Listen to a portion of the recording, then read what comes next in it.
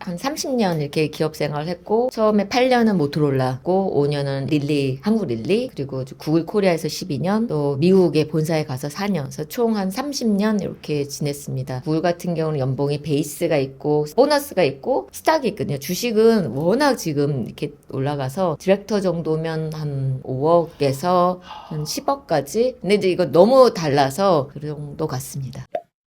구글에 제가 조인했을 때는 정말 10명도 채 안 되는 팀이었고, 저는 구글 코리아의 이제 커뮤니케이션의 총괄로 왔고, 그때 당시는 각 부서가 다 이렇게 만들어지지 않았을 때죠. 사장님도 안 계셨고. 그러다 보니까 뭐 이런 역할 저런 역할 다 해요. 사실 그 외국계 회사도 그렇고 우리나라 회사도 그렇고 자기 포지셔닝을 찾아가는 게 되게 중요한 것 같아요. 물론 이제 자기 자리에서 뭐 잘하면 A0 아니면 A- 그 정도지만 내가 정말 아웃스탠딩 해야 되거든요. 특히 이제 구글에서는 조금 더 성장하고 싶다. 그래서 이제 본사의 기회를 봤는데 딱히 제가 갈 때도 없었는데, 그러면 제가 보니까 인터내셔널 미디어 팀을 구성하는 게 좋겠다. 그래서 없는 팀을 제안했는데 그 아이디어가 좋다. 네가 와. 이렇게 돼서 제가 갔거든요. 약간 그렇게 큰 그림을 보고 내가 할 수 있는 거, 하고 싶은 거를 계속 이렇게 찾아가는 거, 그게 되게 중요한 것 같아요. 사실 내가 어쨌든 구글 코리아에서 임원이었잖아요. 네. 본사로 가는 건 또 다른 말이란 말이죠. 맞아요. 왜냐면은 사실 여기서는 내가 짱인데 맞아요. 본사 들어가면 짱이 아니란 말이에요. 맞아요. 가야겠다라고 생각했던 이유가 있으신가요? 네. 성장이 되게 중요한 것 같아요. 우리가 회사 성장이 내 성장은 아니잖아요. 근데 구글 코리아에서 12년 있었지만 내 성장이 약간 멈춘 듯한 느낌이 들었어요. 이 기회가 아니면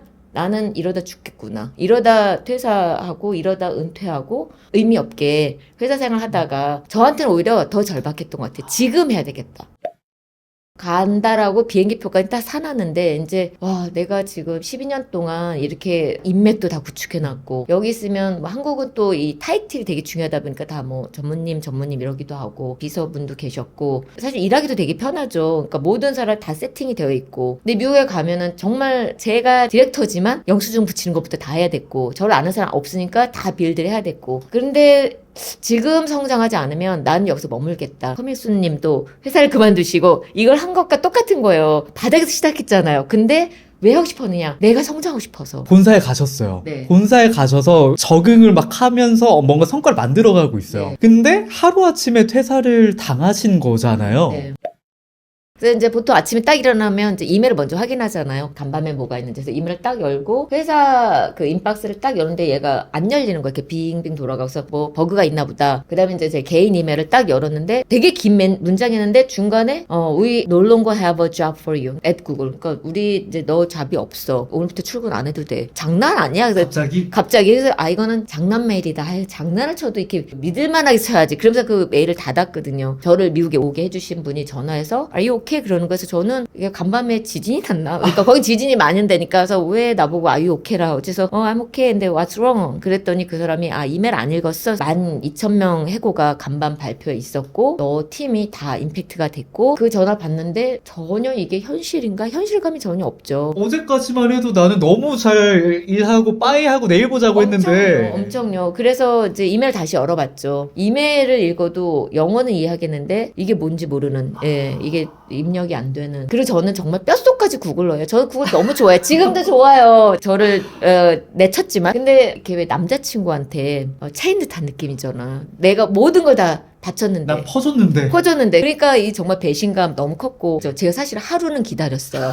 저는 회사에서 메일을 잘못 보내지 않았을까? 미안. 내가 메일 잘못 보냈어? 가능성 생각을 했었어요. 근데 그건 아니었고. 왜냐면 구글을 16년 동안 다니셨던 거잖아요. 네. 그러다 보니까 내가 이 회사에서 떨어져 나온다? 이런 게 쉽게 안 그려지셨을 것 같아요, 네. 사실. 불안했고, 근데 이제 처음은 이게 뭐지라는 게 너무 비현실감이 너무 컸고, 그 다음에 이제 무엇을 할 것인가. 저는 항상 저 자신에 대해서 이렇게 계속 생각을 하는데 갑자기 칼렌더를 딱 열면 비어있는 거잖아요. 그러니까 제가 제 자신이 더 불안한 거예요. 그래서 이거를 어떻게 정말 타개를 해 나가야지 이제 그런 생각을 했고, 그러면 나는 나를 잘 아는데 빈 칼렌더에 시간이 많고 이러면 오히려 에너지 레벨이 다운되고 이걸 견딜 수가 없을 것 같다. 빨리 뭔가 할 수 있는 걸 찾아야 된다. 그래서 이제 바로 그 주말에 내가 하고 싶었던 걸 한번 목록을 적어보자. 그래서 이제 목록을 적기 시작했어요. 마트에서 일하기, 그 다음에 운전사 되기, 그 리스트를 쭉 적어보고 그냥 바로 시작해보자. 그래서 이제 제가 첫 직장을 트레이더조라는 미국 이제 슈퍼마켓에 이제 마트 알바생이 되기로 시작을 했죠. 커리어가 엄청 탄탄했단 말이죠. 네. 그러면은 나는 이제 이렇게 나왔으니까 이직을 해야겠다, 직장 네. 옮겨야겠다라고 생각을 했을 수도 있을 것 같은데 네. 그게 아니라 왜 아르바이트였는지가 네. 또 궁금해요. 일단 저는 회사 생활을 30년을 했잖아요. 레이오프 되면서 다른 걸 해보자라는 생각이 있었고 최소한 6개월은 내가 원하는 걸 좀 해보자. 너 여태까지 회사 생활했잖아. 열심히 했잖아. 그러면 이제 너가 좀 해보고 싶은 걸 좀 해봐. 그럼 나 프로젝트 한다 해서 이제 바로 프로젝트를 한 거죠. 파트타임을 시작을 했어요. 네. 그러면은 캐셔부터 뭐 모든 게 다 처음 하는 거잖아요. 네, 처음 하는 거죠. 불안감은 따로 없으셨어요? 엄청 많았죠. 제가 이제 트레더조를 용기 있게 지원서를 냈죠. 낼 때도 제 이력서를 쓰면서 내 이력을 다 지워야 되나? 그러니까 왜냐면 그쪽에서 봐서는 안 뽑을 것 같은 거예요. 고스펙이. 예, 예. 온라인으로 내야 되는데, 근데 혹시 저쪽에서 내가 장난을 했다 생각할까봐, 그 다음 월요일 날에는 프린트를 해갖고 찾아갔어요. 그래서 나 이거 온라인으로 냈지만, 나 진짜 아주 정말 오고 싶어. 그리고 이제 내고 왔고, 이제 통과가 됐고, 이제 열흘 안에 첫 출근을 하는데, 이게 트레더조 옷인데요. 아. 여기다가 이제 이름표를 붙이고, 이제 집에서 막 나가려고 해요. 현관문을 여는데, 내가 정말 과연 할 수 있을까? 물론, 육체적인 노동도 걱정이 됐고, 또 하나는 난 구글 임원이었는데, 디렉터였는데, 난 진짜 이제 알바생이 되는구나. 현관문을 나갔어요. 오케이. 그래서 이제 운전하고 가는데, 이제 그 트레더조의 문이 이렇게 슬라이딩 도어인데, 그걸 못 열겠는 거예요. 난 진짜 되는구나. 난 진짜 캐셔가 되는구나. 진짜 마트 알바생이 되는구나. 근데 그 한 발을 못 디디면 나는 이제 앞으로 내가 하고 싶은 걸 못 하겠다라는 생각이 들어서 하고 문을 열면서 남북 그 국방 분계선 그 노란 선 있잖아요. 그걸 넘어가는 듯한 느낌이 들더라고요. 근데 그 한 발 넘었을 때 정말 왜 달걀이 알을 깨고 나온 듯한 정말 이제 새로운 세상이 열렸구나라는 게 느꼈고 물론 첫날 감자 박스를 드는데요. 벌쩍 들을 수 있을 줄 알았어요. 쉽지 않죠. 이렇게 제가 딸려가더라고요. 이제 그렇게 하면서 사실 육체 노동이 쉽지 않고 또 하나 이제 캐주얼 하게 되면은 이제 스캔을 이렇게 하잖아요. 근데 반 정도가 냉장 아니 냉동식품이에요. 그러면 손이 너무 시린 거예요. 집에 와도 손이 시리고 수영이 더 중요하다 해서 수영을 하는데 수영하게 되면 손이 너무 시린 거예요. 손이 왜냐 항상 반 얼어져 있으니까. 그래서 제가 주먹 쥐고 수영했어요. 이렇게. 자유용하실 때. 예, 안 나가지만, 그래서 수영은 해야 되겠고, 체력은 관리해야 되겠고, 근데 손은 시리고. 그러니까, 근데 그거를 6개월 넘기니까, 이제 지금 다 괜찮아요. 저도 이거는 이 정도로 생각을 못했는데 제가 트레더조에 근무하면서 매장에서 근무했지만 제가 이제 6개월에 섹션 리드라고 해서 그 섹션을 총괄 담당하는 사람이 됐어요. 근데 왜 우리나라도 신성식품 있고 뭐 생활용품 있고 근데 저는 이제 마케터다 보니까 제가 막 실험하는 거예요. 얘를 옆에 놨다가 그러니까 저는 마케팅에서 떨어져 나왔지만 오히려 필드에서는 제가 하고 싶어하는 그 마케팅 실험을 할 수 있는 거예요. 그거는 제가 갖고 있는 커뮤니케이션이나 마케팅의 그 능력도 활용하고 그걸 계속 적용하는 거여서 내가 리테일 산업까지 오히려 확장한 거다. 전 리테일 산업에 일을 해본 적이 없잖아요. 물론 되게 달라 보이지만 제 그 기본 근간의 생각을 갖고 있다면 충분히 그걸 투영하면서 오히려 배울 수 있는 그런 장이었다라는 생각이 들어요. 지난 30년 동안 제가 경험한 거는 모토로라, 방송통신, 릴리, 제약회사, 구글 온라인 회사. 근데 저는 1년 동안 리테일 쪽도 공부를 했고 이제 스타벅스 하면서 푸드 앤 베버리지라서 F&D도 경험했고 리프트를 하면서 저는 물류나 트랜스포테이션의 산업에 대해서도 공부를 했거든요. 그 다음에 저는 펫시터도 하면서 펫 산업에 대해서 공부했어요. 저는 지금 예를 들면 뭐 신세계의 그 사장님 누구시죠? 회장님? 유명하신 분? 정용진 사장님이 당신 와서 신세계 맡으세요 그래도 할 수 있을 것 같은 거예요. 이거 제목으로 나가주셔요. 정말 할 수 있을 것 같고 스타벅스에서 와서 뭐 마케팅 커뮤니케이션 하라 그러면 더 잘할 수 있는 거예요. 그 자신감. 내가 어떤 데로 갈지 모르겠지만 내가 경험한 산업군이 정말 높아진 거예요. 그렇게 제가 인사이트를 여러 산업에서 어떻게 이렇게 느껴볼 수 있을까? 그래서 저는 그게 가장 큰 자산이라고 생각해요. 그 차이인 것 같아요. 누군가는 내가 퇴사를 당했기 때문에 네. 돈벌이를 해야 되니까 어쩔 수 없이 이거를 해야 된다라는 네. 마인드로 하시는 분들도 있을 거고 로이스님처럼 이렇게 된 김에 1년 동안 내가 하고 싶었던 거 다 해보자. 네. 그리고 여기서 최소 하나 두 가지라도 배워보자라는 네. 생각으로 하다 보니까 이렇게 뭔가 차오르신 것 같아요. 맞아요. 퇴사를 원할 때 제가 나온 것도 아니고 하지만 변화로 인해서 지금 이제 새로운 엔잡러가 됐죠. 그리고 나서 이렇게 1년 뭐 1년 좀 넘기를 되돌아보면 저는 30년을 기업에서 살았어요. 그것도 또 다 잘 나가는 기업에서 정말 남들이 꿈의 직장이라는 그런 곳에서도 성공을 했지만 얘를 또 정말 사막 한가운데 둬도 살아남을 수 있구나.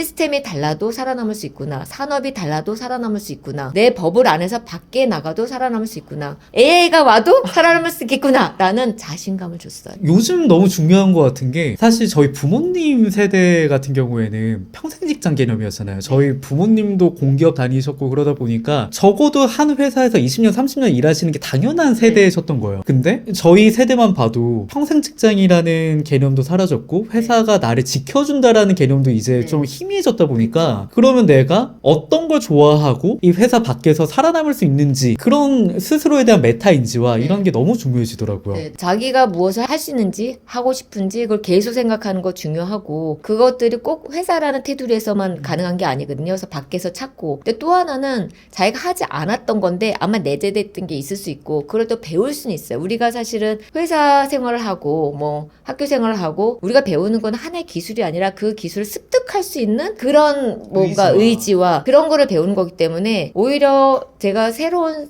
환경에 처해졌을 때 그걸 또 극복하고 새로운 거를 배울 수 있거든요. 그래서 새로운 거를 배우는 거, 새로운 곳에 노출되는 거를 두려워할 필요는 없는 것 같아요. 우리는 맷집을 배운 거고 우리는 어떤 스킬을 배울 수 있는 준비된 자세를 배우는 거거든요.